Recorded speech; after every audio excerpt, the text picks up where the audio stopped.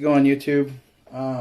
First off, forgive me for the video. I'm having to use my phone, and while it takes fantastic videos, it's going to be, the long video. It's not going to be the 16:9 format like everybody's used to. So, but I wanted to make a video specifically about the NesPi case.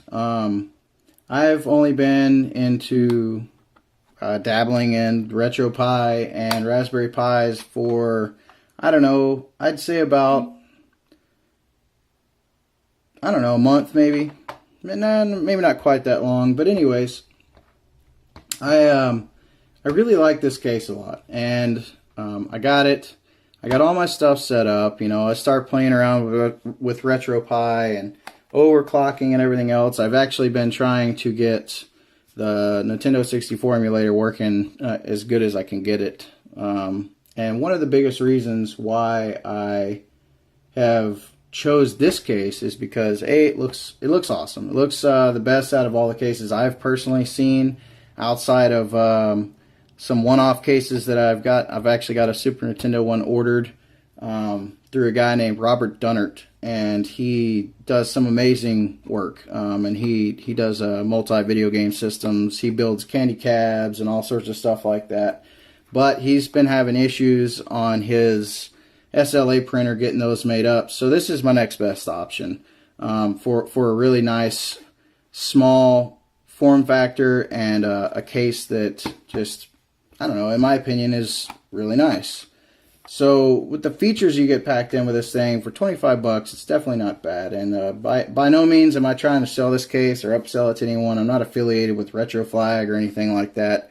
I'm just a dude that enjoys tinkering. So I started off, and about a week into using this case, I started getting voltage drop problems. I started getting the yellow lightning bolt in the top right corner of the screen and everything else, and I started trying to narrow it down. At first I thought it was my overclock.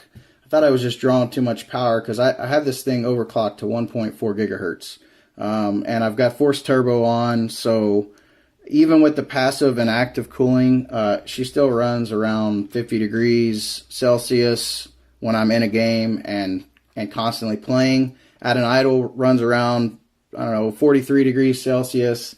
So I started off removing my overclock. Then it still didn't resolve the issue. So then I started thinking my SD card was corrupted. So I pulled my SD card out and reformatted it. Came up with the same issues. I got a different SD card. Still had the same issues, and so I finally broke down and contacted Canakit, and I was like, look guys, this is what's going on. I don't know what the problem is, but I think it's the power supply. I'm using the Canakit power supply, 5 volt, 2.5 amps, so it should be efficient enough for an overclock, according to what I've read. And they asked me what case I was using, and I was like, well, I'm using the NesPi case, and they said, well, there's your problem. They're claiming that the power switch in here is of a low grade and it causes a voltage drop. So I started looking into things, and the wires that you've got coming from your micro USB input to your power or your switchboard are like 26 gauge wire, 28 gauge wire. That's real small stuff. It's this guy right here. And get that in the video. It's this guy right here. They're through pin connectors. They're soldered on. I mean, I was literally able to take these with a pair of pliers and with no force at all, just pop them off real easy. So I was like, all right, well, that's probably where I'm getting some of my voltage drop. So let me see what I got working with. Well, I do a lot of RC, and I keep quite a bit of this stuff on hand. This is 18 gauge noodle wire, and it's great for wiring up motors and ESCs. It has a fantastic amp rating. I think you can get up to, well, I don't know, it's like 100 amps maybe through this wire.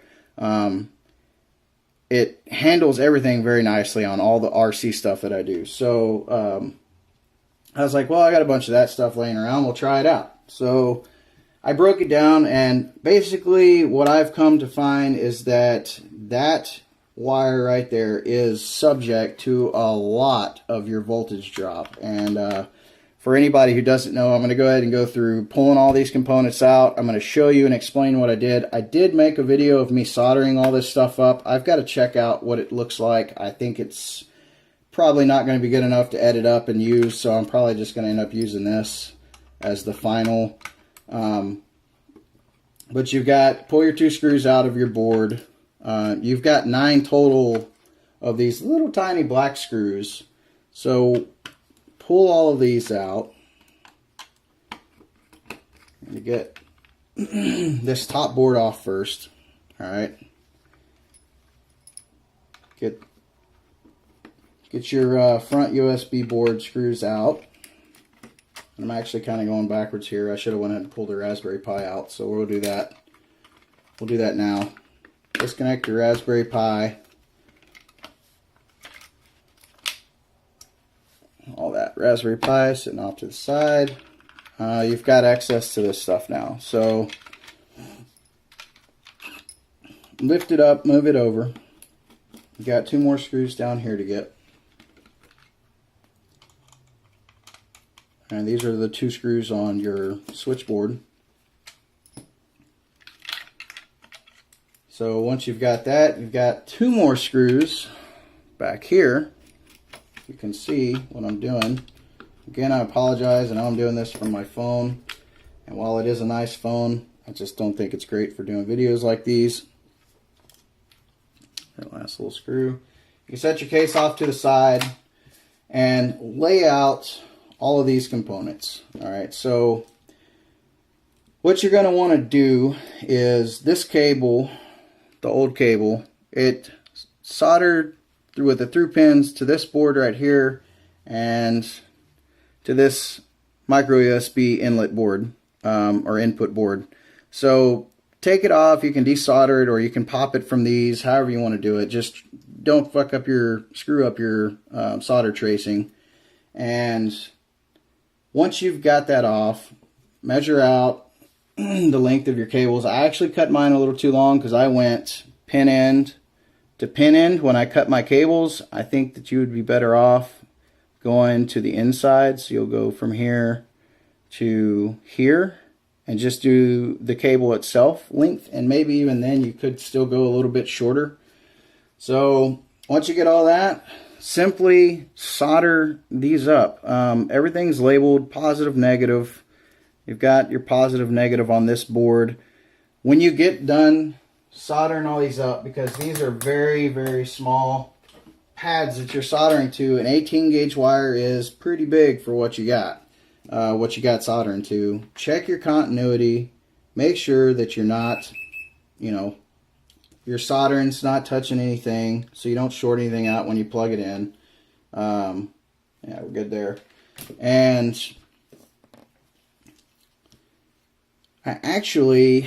I was originally going to pop this off and solder 18 gauge wire to here, and I was going to do the same thing here. I was going to solder 18 gauge wire here.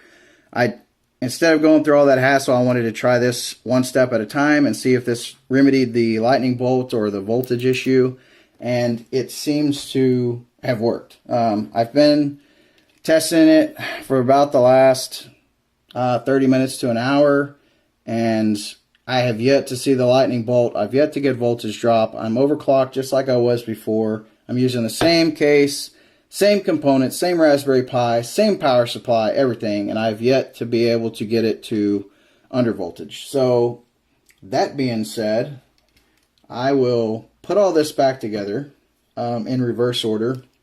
If you don't want to sit here and watch me fiddle with all this stuff, I will drop the timestamp in the description so you can jump ahead to where I actually demo this and you can see what it's going on with here. One thing I would like to point out is on these switches, I intend to try and see if I can't find a higher quality, because I have a feeling what's going to happen is, even though this fixed the issue, it might possibly just be temporary. I feel like maybe as this switch contacts wear, And just as time goes on, it's going to degrade, and if it's already low quality and it degrades any more than it already is, it's very possible you might start getting voltage drop through it again. From that point, you could go ahead and upgrade these wires here and here, and you could see if that remedies the issue. I'll definitely try that if I start having problems with it again. But so far, I think we're going to be good. We'll see what happens. So, but fiddle with all this stuff to get it back in here. Get all the screws put back in properly. I'll get her all hooked up, and I will pop over to the TV and we'll check it out. We'll see what's going on with this thing. Also, I will leave a link in the description below of this noodle wire that I use. You get it from hobbyking.com. You can buy it by the foot. It's pretty cheap. When you're shopping around on that website, just pay mind to what warehouse you're shopping in, because they have multiple warehouses, and if you can get a warehouse that's close to where you're at, in the US especially, shipping won't be nearly as bad. But sometimes this stuff is not in stock on their US based warehouses, and you have to do it through China. At that point, if you don't want to pay the shipping costs, then I imagine you could outsource on eBay or Amazon, or just some other Alibaba, or some other electronic components website. I'm sure you could find the stuff. If you can't, then, well, I don't know what to tell you. Maybe find some suitable wire that's of high quality.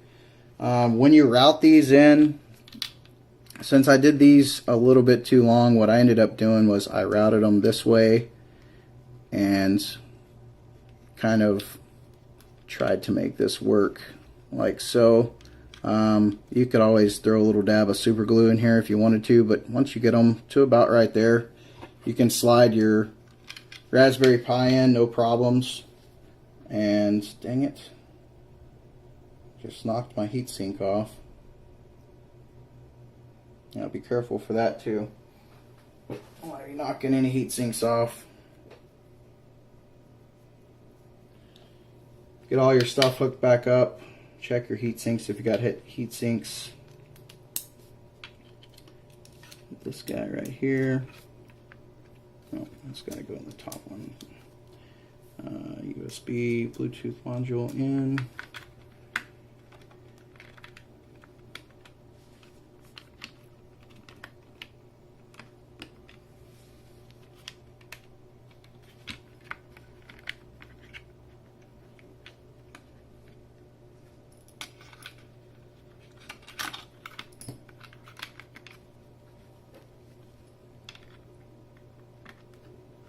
Connected back.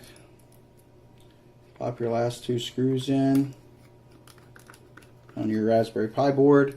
One thing I want to note is that, and I don't think it's going to be an issue because that wire's got it's got pretty good insulation on it. It's a silicone insulation. But you are kind of, I don't know, slightly pinching that wire with the bottom of your GPIO pins. Like I said, I don't think it's going to cause an issue, but if it's something that's going to make you a little nervous, you could throw a little piece of electrical tape or some Kapton tape or something on the backside of these through pins, just to kind of help protect that wire. Once you've got everything back together, don't forget to, gotta hook the fan up. Don't forget to, and I've got something going on here that's not right.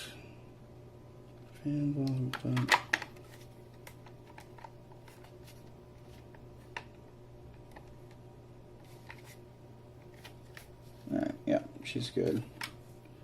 Actually, kind of wonder if that does raise it up just a touch. Oh, no, I see my issue. Alright, well, be careful for that. Just pinched the crap out of my Ethernet cable. Alright, there we go. Back together. SD card in. I don't know how much of this crap was off camera, but if it was, I apologize. We'll see y'all in the living room. We'll go get this hooked up, and I'll show y'all that it's working fantastic. And dang it, I forgot to do my voltage test. But anyways, I have tested it, and I was getting from the input to the board, I was getting 5.25 voltage. From the board to the Pi, I was getting 5.12 to 5.15 voltage. So 0.1 amp voltage drop with that 18 gauge wire in there. Way better than it was. So catch y'all in the living room. Alright, we're here in the living room. I got the Raspberry Pi hooked up, put back together. iBuffalo controller, flash drive hooked up to it, 5-volt fan, and my Bluetooth keyboard and mouse. Everything else is normal. You can see down in there the 18 gauge wire poking through. So just kind of note again, I was getting the voltage drop or the lightning bolt on the top right corner of the screen. It didn't start happening until about a week after, and I started looking into things, and the switch to 18 gauge wire really makes a huge difference. This is a fresh build of RetroPi. It's overclocked to 1.4 gigahertz. GPU is overclocked, memory is overclocked, and I'm running force turbo. So immediately out the gate, I've already tested this out, and I've dropped some ROMs on here just to show y'all, but immediately out of the gate, before I was getting the lightning bolt as soon as I would turn the system on. Anymore, nope, not getting it. It's gone. I've played around in 64. I am overclocked again, like I said. And just to confirm that, we'll go into here. So max frequency, as you can see, 1.4 gigahertz. And let's see what my temp's running. 40.8 degrees Celsius. Exit out of this. I'm going to set the phone down, and we're going to pop over to, I'm just going to GoldenEye because that's what I've been kind of testing and setting up my emulator with.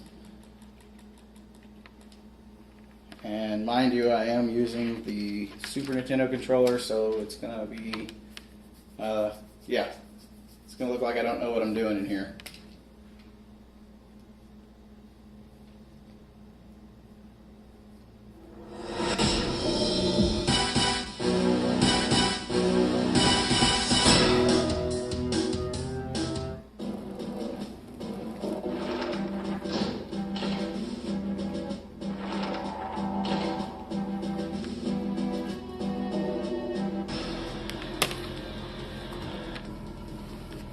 I'm still not getting the lightning bolts anywhere, anytime.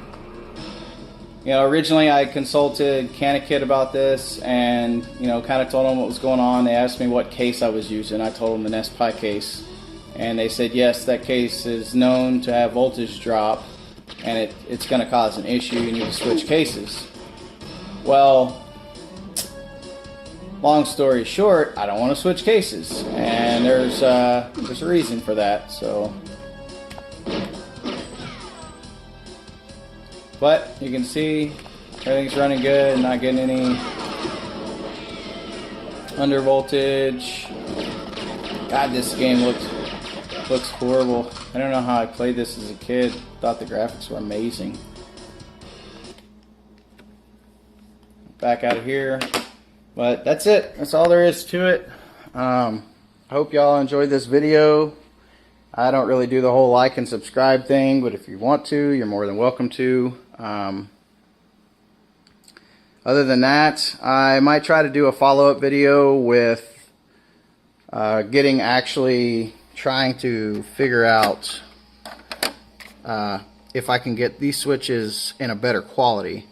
I have a feeling I may not be able to, but I don't know. Who knows? These are probably just Chinese. They're single pole. What are they? single pole, no, they're 6-pole single throw switches. So I'm pretty sure I can find them, but I have a feeling that even though the 18 gauge wire is good, I did take my multimeter and I checked from the micro USB to the board. I'm getting pretty much what the power supply should be putting out. I'm actually getting like 5.25 voltage. But then from where the micro USB wires into the board to where it outputs to, to the switchboard, where it outputs to this board, I had a slight voltage drop, and then I also had a slight voltage drop coming out here, but I'm not dipping below 5 volts. I'm staying right at 5.15 volts. So I'm getting a 0.1 volt drop, which I don't know what it was before with those little flimsy 26 gauge wire or whatever it was, but I can say this, that I'm not getting a lightning bolt and everything's running good so far. So that's it. Y'all enjoy. I hope this helps y'all. Thanks. Later.